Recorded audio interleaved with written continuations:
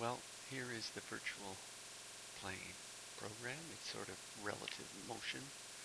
And what we're able to do is you're able to see how the velocity of the plane and the velocity there affects the ground speed. So if we set the plane's velocity to 0 and we actually go and start the wind, obviously it'll just drift with the plane. Likewise, if we actually go against the velocity, so it's going to go in the opposite direction, and we start it, it's going to go opposite.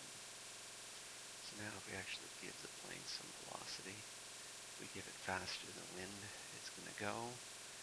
And if we go slower than the wind, it'll actually end up flying backwards. So there's a couple other neat little options that the program do. We can actually show the velocity vectors. So the red vector is just the resultant of the two values. And we've got the wind speed and the plane speed. And we could set the scale if the velocity vectors are too small to add and subtract. So likewise, what we can do is we can add up the velocities. We can sort of move them in direction. So we're able to figure out the magnitude the velocity vector is at by adjusting it.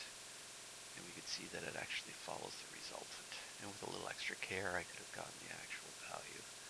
Likewise, what we're able to do, we're actually able to set some start-finish lines. So let's say I want to start here, and I want to stop there. I want to figure out what I need to do.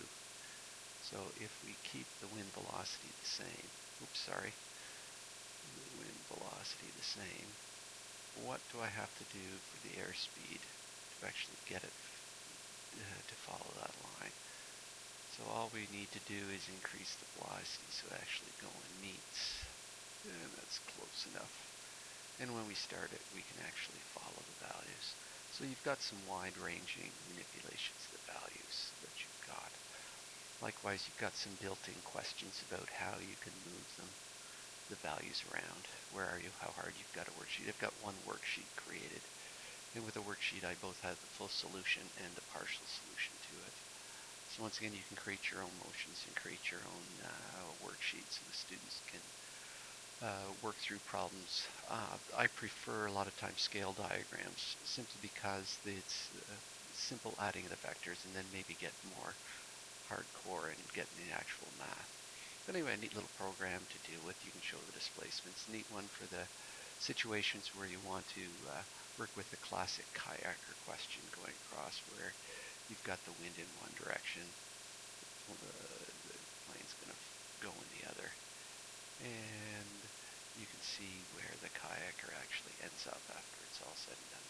Anyway, neat little program.